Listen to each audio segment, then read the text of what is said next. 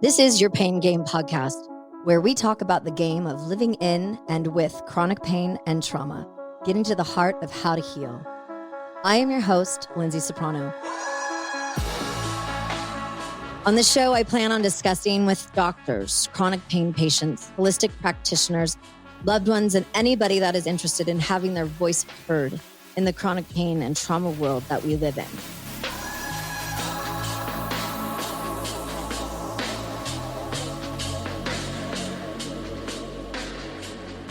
So I am no stranger to drinking heavily, not just personally, but in pretty much every relationship that I've ever had in my life outside of my sweetie, because he doesn't drink. And that's not a negative. Actually, it's a positive for me because I'm glad he doesn't drink alcohol. He's got other vices as well. I mean, we all do. But it makes for a healthier relationship that I'm not married to a raging alcoholic. So anyways, my whole life has been drowned in booze. It was never modeled by either of my parents not to drink. Every single event that happens at my mom and dad's house to this day, they're like super entertainers. Everyone shows up, with their bottles of wine and they put them on the counter and it's a big thing. They all drive home and it's just how it is. And it's all I've ever known. And as an only child, I would always eat and drink at a young age with all of my parents' adult friends, that would be over there during the entertaining world. And I was adulting way too early. So when you are a child who has grown up quickly, I took on the role of an adult at a very, very young age. And my drinking started at the age of 9 years old. When my parents identified that I couldn't sleep, they would come into my room like in the middle of the night at 3 a.m. and I'd be like color coding and organizing and painting on my ceiling and painting on my walls and moving my furniture from left to right and redoing everything because I didn't have anything to do with all of this anxiety that I had at such a young age. So my grandfather told my parents, just give her whiskey and honey, heat it up, give her a little hottie toddy. Great idea, guys. Hello.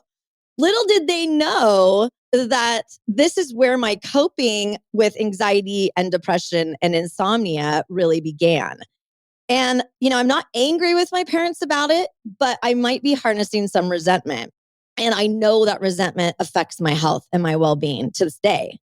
And I was programmed in, what are you when you're 9 years old, like fourth grade, that the way to sleep is to drink alcohol. Parents of the year, right? And my parents are awesome, but they don't know even to this day that this is how I feel. So if you're listening, Mom, thank you. And I'm not putting blame on others at this point because I knew So hold on. So before that, I married this abusive alcoholic man, right? And I'm still fighting some feelings of resentment in relation to all of the adults that were in my life that should have protected me at such a young age. And now I'm dealing with that as an adult. And I'm not putting blame on them because I knew I was marrying a drunk ass. There were red flags everywhere. We're so terrible at that, man. Ugh. But I took on the role of wanting to save him. And I could help him. I could hug him when he would be crying in a corner like a child. And in that marriage, I lost myself completely and I didn't exist. And I'm working through resentment from that toxic marriage from so many years ago as well. So my guest today is no stranger to addiction and resentment. She is a former therapist who turned into a relationship coach, and she helps people to release resentment. Ugh, I need you. She also is the host of a podcast called Partnership Aligned, supporting her coaching business, where she uses her personal and professional experience to help women feel happier with their partner through deeper intimacy and better communication. So without further ado, I'd like to introduce my guest today, Elana Israel. Hey, babe. Hello. Thank you so much for having me. I know this is going to be fun. I'm like a little scared. The look on your face, you're like, this is going to be fun. Let's do it. So I'd like to start with your past addictions and how you met your ex-husband. And then I kind of want to take it from there because I think that's pretty much where we should start. Let's do it. Let's jump right into the fire. Right in. Let's go for it. Yeah. So I am a recovering opiate addict. I've been sober for a little over 5 years now, but I was addicted to opiates for a few years in my late 20s/early 30s. And I got sober through AA. And I met my ex-husband in AA. So he was sober, I was sober, but shocker, we were both very newly sober, which is Right. not exactly the healthiest thing. You know, they tell you like, don't date anyone in your first year. And I'm like, okay, but it's been 6 weeks. It's fine now, right? Like, Yeah, I'm good. Totally fine. I'm good. It's fine. Yeah. Yeah. Don't they totally. say like if you can't keep a plant alive for a year when you're in recovery, They do. you And can't have a man? I want to tell you, and I'm sure my mom will listen to this, I have killed so many of my mom's plants when she's out of town. Like, I really cannot keep a plant alive. I once called her when she was out of town and I was like, this is not my fault. You never taught me how to water plants. And she was like, God. are you serious right now? I was in my addiction when I said that. Plantresentment.com. Plant resentment. These plants behind me have to be fake. It's the only way they're going to live. Oh my God, they're fake? That's hysterical. Well, not the roses. Somebody gave me that for my birthday, but the plants next to them, yes, they're fake. It's the only way. So anyway, I met him in the rooms of AA. I was brand new to AA. There's zero addiction in my family. It's just me. So I didn't know anything about AA. I just knew that I had a problem. It was I was in rehab, so clearly I had a problem. So I started going to AA meetings and I met him. And oddly enough, what attracted me to him was when he would share in meetings, he sounded so healthy. I know. They get you, man. Oh, yeah. They totally get you, just like a little fishing pole. Suck you in. Yeah. So how did your addiction to opiates even begin? Was it an injury? Was it surgery? Was it what? Because like for me in the chronic pain world, we're given opiates like faster than they can freaking write a script for us these days, you know? And I won't do that because I know myself well enough. And I'm just not a pill person. But how did it all begin? So I've actually never talked about this on air. It's never really been relevant, but let's do it. So, I was like a normal young 20s in terms of like, just I partied and like, smoked weed with friends. I was in a sorority in college. Like I did the party thing. And so, I had tried different things, but nothing, I wasn't like addicted to anything. I had no idea that I had the capacity to have that problem. And then in my late 20s, my best friend in the world, she was like my sister. We went to school together. Like we got our graduate degree together. We were therapists in the same clinic. We bartended in the same bar. We lived in the same building. Like when I tell you, this was my girl. No kidding. So Connected anyway, at the hip. yeah, pretty much. So she had a rare liver disease that is really only happens in white men, and she was a Black woman. It was like this, it's called primary sclerosing cholangitis. It's a liver disease. And she had it since she was born. But anyway, long story short, in our late 20s, she started to actively die.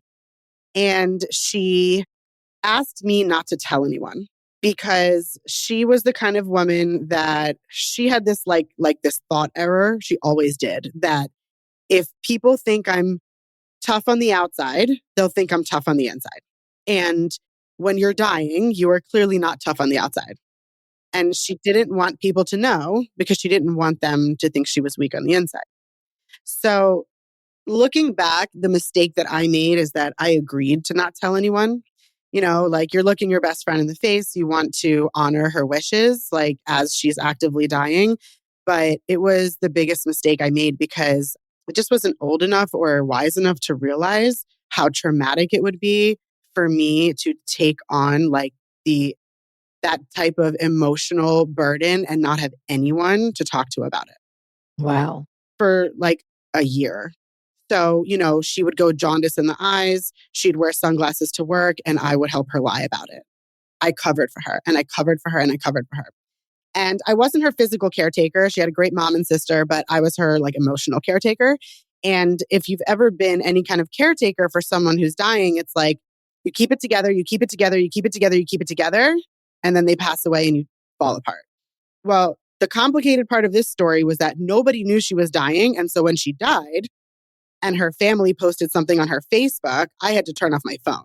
because Ugh. everybody knew that we were best friends and people were like, what the fuck just happened? I know. I'm like, I Yeah. can curse here, right? Okay. Oh, Yeah. of Like, course. yes. Please do.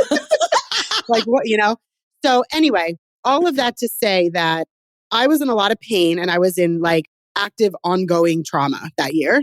And at one point I said to her, I need to be able to talk to someone.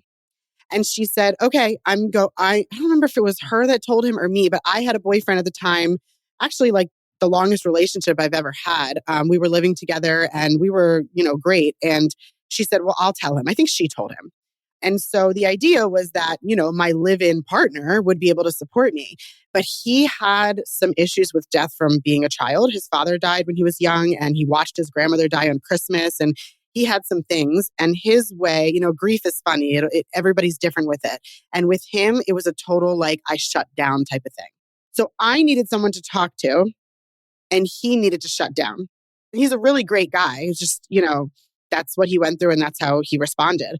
And so I was in this place where I had this big thing going on. I wasn't even fully present for it. Like I was totally in half denial. You can't even be totally awake to something like that. And then, my boyfriend, the man I'm in love with, the person I live with, now knows about it, but I can't talk to him about it. So it was just like this double-edged. It was really hard.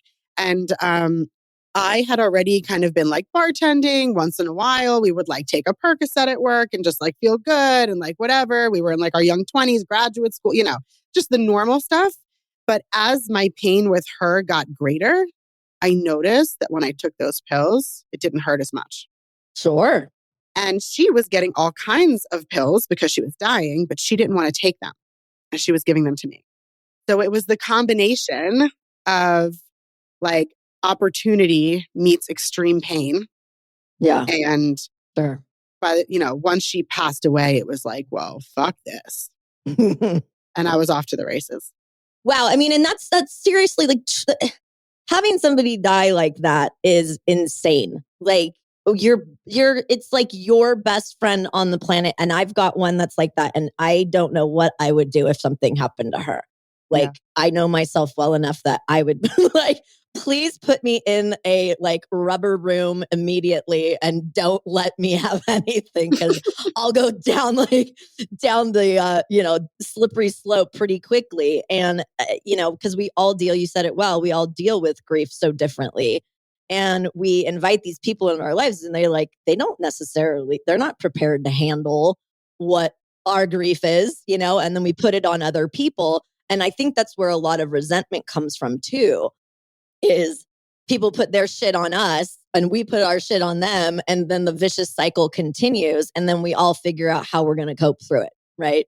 Yeah. Yeah. I mean, if that happened now with everything that I know now, I would have said to her, I love you and I want to honor your wishes. And I can't do that because then I won't be able to take care of you or me. So like, we're going to need to delegate a couple people that I can talk to. Yeah, that's wise for sure. And yeah, I mean, as we get older, we're in our 20s. We're like, oh my God, we're perfect. We know what we're doing. Everything's going to be fine. And now we're like, oh, great. That didn't work out at all. Like, oh, boundaries. Right. That's a thing. What are those? What is a boundary? I'm not sure. Right. God, and I'm just getting better at doing boundaries. And I talk about it often on my show because it's so incredibly important. And this is such an interesting type of boundary to talk about. Yeah. Because we talk about them from a relationship perspective and we always think it's like with our parents or with our husband or wife or partner or what have you. And it's also with everybody else. For me, it's with clients, it's with people that I work with, it's with my sweetie, it's with my family, it's with my friends, it's with myself, putting boundaries for myself. Because then you get resentful at yourself like, God, Lyndsay, why did you do that again? And it's a slippery slope. So I want to talk about resentment. And one of the things that, her podcast is awesome, guys. We'll talk about that in a little bit. But she just put out an episode a couple weeks ago. It's the 5 steps to releasing resentment, right? That's what it was called. Yep. And I love the part where you talk about, I love the whole episode, especially having resentment with your cat. It's just hysterical. It's a thing, dude. It's a real thing in my life. I want to kill my cat. It's a real thing in my life. Yeah. Please don't hate me, animal lovers. I am an animal lover. Listen to the episode, okay? Yeah, exactly. Please don't email me anything. Thank you. Yeah, please don't. It's hysterical though, because we do. And you were talking about, what did you say? Was it shower shouting? Is that what you called it? Shower resentment. Shower resentment. And I was like, bing. You know how you're in the shower and you're like washing your hair and you're having a conversation with somebody, you're so pissed and you get yourself even more riled up than you were in the beginning. Yeah. Oh man. But there's a part where you talked about how we have people in our life that are loving and giving and forgiving and would be great listeners, but you just can't talk to them about X, Y, and Z. And then that kind of bridges even more resentment to a certain extent, because I know from my perspective, I can't talk to my mom about most anything. And it's gotten better over the past couple of years, but I'm still tippy-toeing around it because I protect my mom from everything. And like I always say to my, if you listen to my show, you're going to have some questions. So can we talk a little bit about your thoughts about resentment and some of the pieces within your business and your coaching on how you work through that with your clients and how you even got started with this? Because you were a former therapist and you decided to move away from the quote unquote, I am a therapist and move into coaching. So can we kind of talk about that and how that all kind of interrelates to what you've been through? Yeah. So I was a therapist and my marriage was really on the rocks. My husband was relapsing left and right, and we had a baby. And it was tough. I could go into like all of the war stories about the things that were happening in the house, but put two and two together. Yeah. Man on drugs, little baby, not good. Sounds like a healthy place to be. Yeah, not good. So it was through my personal life that I found out about coaching. In the therapy world, or at least where I was, we don't really talk about coaching a lot. We talk about therapy. But Right. I was introduced to a podcast of a certain life coach, and she was talking about marriage and expectations and resentment in a way that I had just never heard before. She was empowering me to just take full ownership, like in the best way possible, right? When I give the power over to another person, now I am powerless and I'm feeling resentful towards them. And she talks about it in a way where she's like, well, just take it off of them and give it back to yourself because you can handle that. And I just remember being like, wait, what'd you say, lady? What? Like, Yeah, rewind? lady. What? Like, so I started, I found out like where she was trained, and I did all this digging, and I found someone who's kind of trained in the same coaching methodology, and I got a coach and I started doing the work. And, I'm married to a man who's super unhealthy at this point. I'm a new mom and I'm a therapist. So I'm like, all this stuff is going on. And it took like 5 sessions for me to start feeling like inner peace at home. And nothing had changed. He was still on and off the drugs. The baby was still a baby, but my thoughts had changed. She helped me change my thoughts. So that's what I do in my coaching business. I help you change your mindset and the way you think about the relationship, about the resentment, what you're feeling resentful about, so that you can actually empower yourself to feel better without the other person being different. I like that. Because I think you said something when we were talking about you finally had this place where you were able to release your need for him to be different. Yep. That is huge. That is like, that's like the huge. whole thing. Yeah, it's like one quick phrase and like, boom. And when I was reading my notes from our meet and greet and stuff, I was like, God, that is super powerful. Yeah. Because we do that. We're like, well, I wish he would change. I wish he would change. I wish she would change. I wish they would change, whatever. It's like, well, wait a second. Like, if you release that, it's fear, and it's getting your power back. That's insane. Yeah. I love that. Well, when we say I need him to change in order for me to feel happy or in order for me to feel better, basically what we're doing, and I like to visualize this, like we're taking a silver platter and we're putting our emotional state on it and we're handing it over to the one person that's least qualified to handle it. And we're like, here, you take it. You can't handle your emotional state, but please handle mine. No, wow. Yeah. Great. And like, that's what we do. So like my work is helping you like snatch that platter back and like, no, like this is my emotional state. I get to be in charge of that. And like some women end up, most women end up staying. Some women end up leaving. Like that part is actually kind of irrelevant because by the time they make that decision, they're in such a good place within them that it feels aligned. That's what happened for me. Like I left my husband because he was having an affair. But before that, before I knew about all that, before that happened, I reached a place where I felt aligned and peaceful within me without him changing. Then when I got some information, AKA overheard him with someone, I on the phone with someone. No. On Oh, the okay. phone. I'm like, oh no. On the phone with That someone. could have gone multiple ways, honey. Yeah. No. Yeah, you're right. Let me clarify. I heard him on the phone with someone. When new information was presented to me, I was in such a healthy, aligned place with me that it was like, yeah, bye. Like there was no drama, no like indecision, nothing. It was just like, yeah, no, that's outside of the scope of what I'm willing to deal with, you know? But yeah, so my work has a lot to do with helping you see that that thing that he or she did that you're feeling resentful about, it's not about you. It affects you, Sure. Yeah. but it's not about you. And it is like a psychological fact that every single thing that I do or say is based on how I'm feeling and thinking. It's about me. And everything that you do and say is based on how you're feeling and thinking. It's about you. So my husband had an affair. That wasn't about me. I'm not saying it didn't affect me, but it wasn't about me.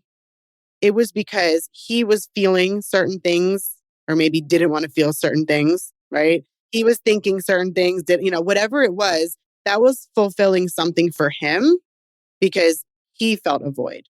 It wasn't about me. And so that's like the first like cognitive step towards releasing resentment is realizing that he didn't do that because there's something wrong with me. He did that because there's something going on with him. It's not about me. And I get to feel however I want to feel. I get to have my emotions and all of that. But I'm not going to make it about my self-worth. This is very helpful for me today for many reasons, because there's a lot of stuff that's going on in my world right now that I want to do a little bit of finger pointing. Mm-hmm. And it doesn't mean that there aren't people that are doing things in my world that should be finger pointed at, but it is, to your point, it really is about me and my decisions and how I'm going to respond and what I'm going to do and take, because I'm a total people pleaser and I'm a total rescuer. These are things that I know about myself. And the rescuing side of it is terrible. I've done it forever. I mean, I even talked about it at the beginning about my ex-husband, where the whole reason that I got together with him was I wanted to save him. I wanted to rescue him. Who the hell am I? Like, what? Yeah. Yeah. I did not have the ability to do that. I didn't. And I did it anyway. And then, like I said, I lost myself. I completely lost myself in that because all of my attention went to making sure that this guy was going to wake up the next morning. I did the exact same thing in the beginning of my marriage, like before I got the coach. I did the exact same thing. Everything was about him, his addiction. Is he okay? His this? Is he having a good day, a bad day? How was his day at work? Like everything was about him. It was exhausting. It's exhausting. It's absolutely exhausting. And I think it's part of the reason why my body has conjured up this really rare disease. And I just finished reading a book called When the Body Says No. And it's the stress disease connection. And I'm just like, each chapter, I'm like, fuck. I'm like, my God, no wonder my body is fighting against itself, and I've got trauma all over the place. And it just is like, it's stuck in my feet. And there was somebody that I talked to not that long ago that said a lot of people that have problems with their feet and their legs is because they can't let go and they can't move forward. And I'm like, yeah, I know. I'm like, barf, Lyndsay. Well, I mean, I 100% believe and understand that emotions and trauma and everything is in our body. That's something that I teach. But I'm so fascinated how like certain professionals know what part of your body it gets stuck in. I'm like, weird. How do you how? Like, I don't get that part. Like the resentment part sitting in your bod is like nuts, because as I was putting together our episode in my brain and my noodle and stuff, I was like, geez, I didn't even really know that I was going to go down this road talking about resentment with you until all of a sudden I'm like, this is what we're talking about. So giddy up, girl. But I'm like thinking about all of these places in my life where I have resentment towards this person, that person, the other person, and how that's affecting my health and my sleep. Because it's this movie that's playing in my mind all night long. And we call it busy brain disorder, BBD. I'm in bed and I'm like, I'm pissed at you. I'm pissed at you. I'm pissed at you. I'm pissed at you. You could have done that a little bit better. And this episode couldn't have come at a better time with you because you're right. It's me. Yeah. Yeah. And I mean, and for certain women who are like a little bit more spiritually evolved, I even like to say to them, not everybody likes this, but I even like to say to them, like, not only is it not about you, but it's actually not even really your business. Yeah. We don't like to hear it, but it's true. Yeah. Yeah. And I'm glad that you brought up all the body stuff, because another part of what I do with people is body work, because resentment is in the body. Resentment is one of those things that it's like you have resentful thoughts, but the emotion is in the body. Yeah. I remember the most resentful I'd ever felt in my life was just a couple of years ago. And I remember I literally could not sleep a wink that night because my body was on fire. Like It's my body every night. Oh my God. So what I like to do with people is to release resentment. So there's cognitive ways of doing that. Like I literally give them like resentment release workbooks and like, different things to work through the thoughts. And, I say things to them that they don't like, but it works, Yeah. I hate you. Yeah. I'm like, it's not about you. They're like, but I'm like, listen, it affects you, not about you. People don't like it. But no, but it really is what people need to hear, right? And a lot of people are not saying this. A lot of people want to commiserate and say, oh my God, I cannot believe that happened to you. You poor thing. And da-da-da-da. And it's like, sometimes I need to vent, and sometimes I like a little bit of commiseration. Like, I'm human, but like when it comes to the things that are plaguing me, that are keeping me up at night, please, for the love of God, challenge me. Challenge me, right? Because that's what I need. And so that's what a coach does. Like a coach challenges you. And in case you couldn't tell, I will challenge you. So like I will challenge you, but like it's love. Yeah. Oh, I love that. It's love, like how am I helping you if I just create more aggression within you by telling you that you're just so right and you should be mad and go slash his tires? And like, no, we're not looking for that, But yeah, so I go into the body work. So, there are meditations that I've created that are just for releasing resentment. There's certain breath work that's really good for releasing resentment. And there's just allowing it to leave your body bit by bit. And there's also actually processing the emotion of resentment, which means that like you sit there and you allow yourself to feel it and you give it the honor that it deserves. Like it is asking for your attention. It doesn't want you to go eat over it or drink over it or sex over it or shop over it. It doesn't want you to push it down. It doesn't want you to run from it. It wants you to sit with it. It's trying to tell you something. And so I take people through a process of feeling it like in a safe space with me where they can really kind of get to know what that emotion feels like in their body so that it can pass through, right? The way out is through. I always say that.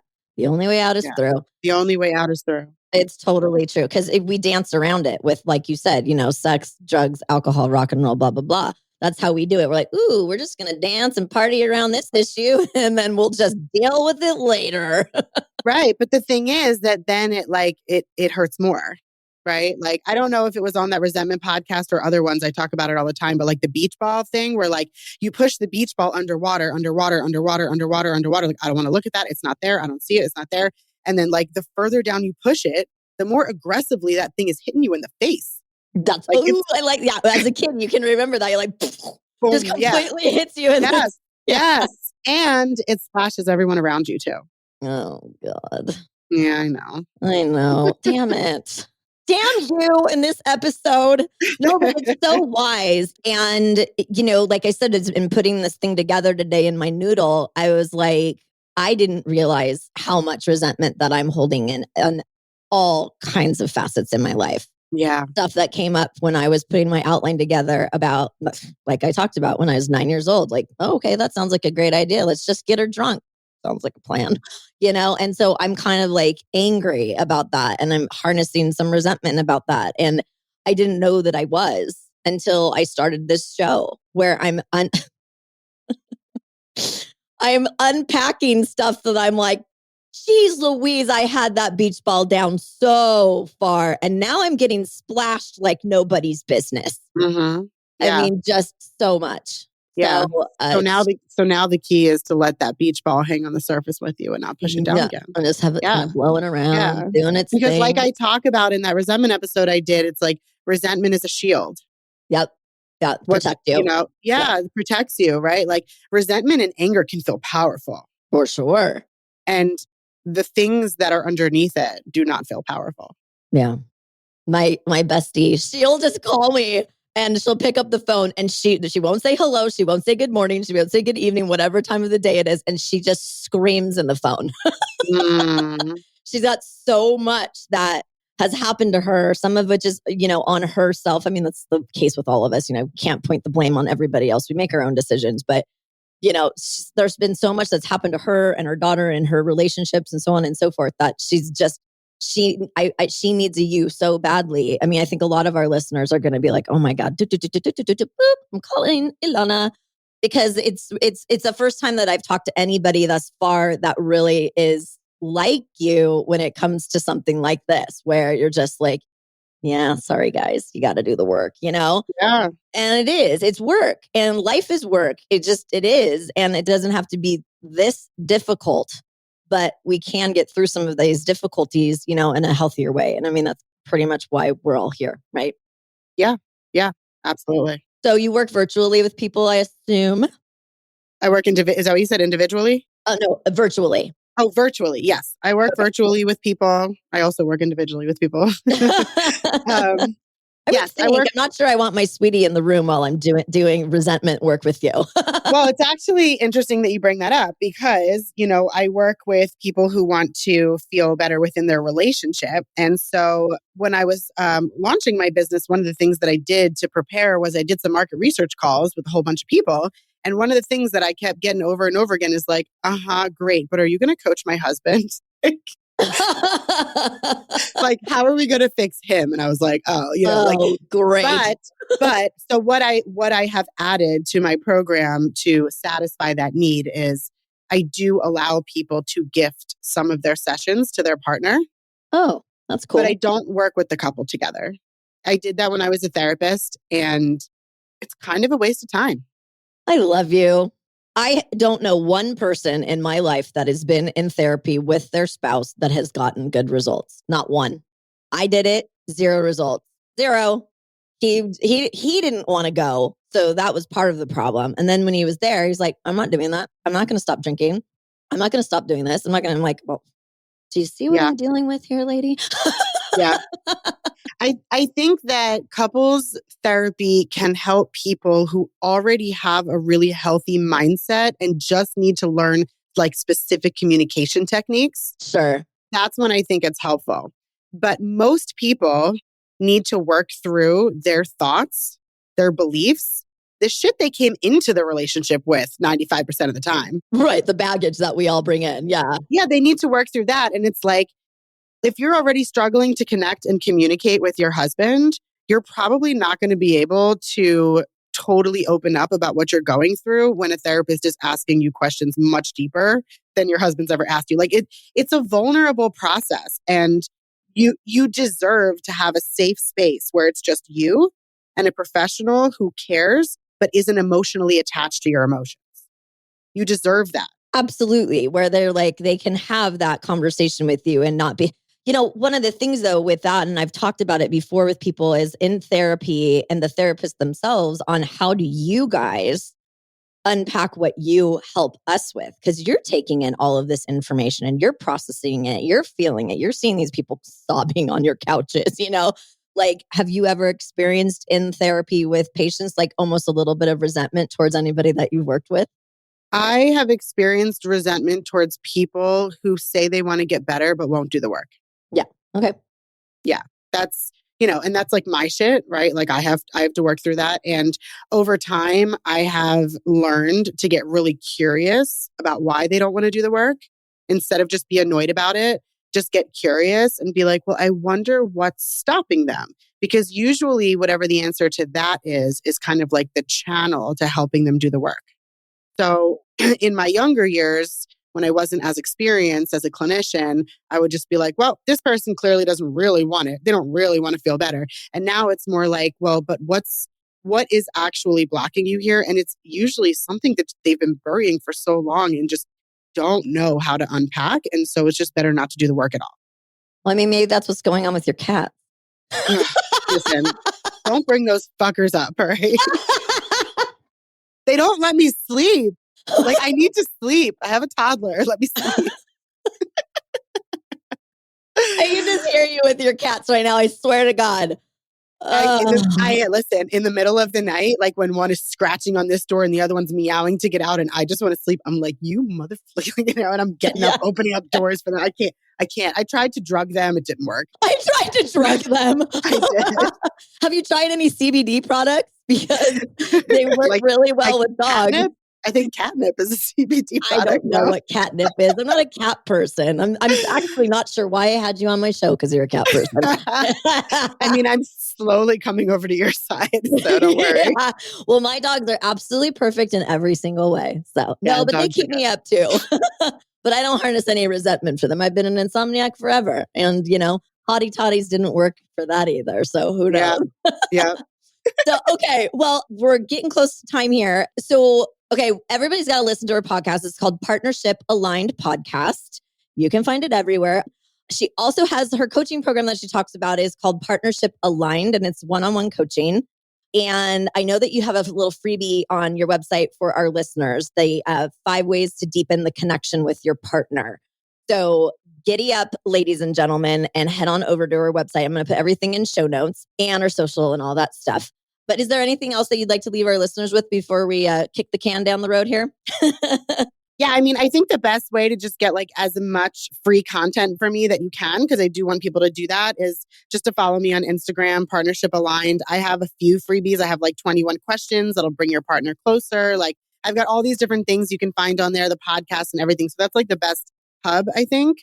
And I mean, the only thing that I want to leave people with is like, you could spend the rest of your life trying to manage the symptoms of your resentment, or you could just do some really hard, deep work now and then be free of it. I just got the chills. And like, it's your choice. And I think it's Buddha. I always say I think because I'm not 100%, but I'm almost sure like it's a Buddha quote that's like, when you have resentment, it's like picking up a hot coal to throw it at someone. Your hand burns. It never makes it's not hurting the other person. You think that you're punishing someone by being resentful towards them. They don't feel it. Damn you. But it's true. I mean, it's a good visual. I'm a total visual person. So for me, I'm literally seeing and feeling a hot coal in my hand. Right. Yeah. And if you're a parent, I just want to say, our kids take on what we are. I can tell my son anything I want to tell him. At the end of the day, he's going to take on who I am. Not what I say, but who I am. He's going to take on some of my mannerisms. He's going to take on my beliefs for sure. He's going to take on how I handle difficult emotions. He's going to take on all of that stuff, even if I tell him to do the exact opposite. So if you're a parent, you actually have like an obligation to do this work. Well, that's what we're going to leave with you guys. We are all obligated to do this work because I think it'll be a happier place for us to live in if we do a little bit more work on ourselves. Yeah. Take some inventory, unpack some of our shit, and stop flinging poo at everybody else. Yeah. That just stinks. That just stinks. Oh my God. Oh God. Thanks for being with me here today, babe. Yeah. This has been awesome. Thanks for having me. Yeah, no, I'd love to have you on like every week. Let's just start like a Zoom call every week just for 30 minutes just to just chit chat, Fine. Let's do it. Oh my gosh. Oh man. You are exclusively invited to share this Releasing Resentment VIP pain journey together. Let's get to the heart of how to heal with you by my side. Please follow the Pain Game podcast wherever you digest your podcast content. We will be there.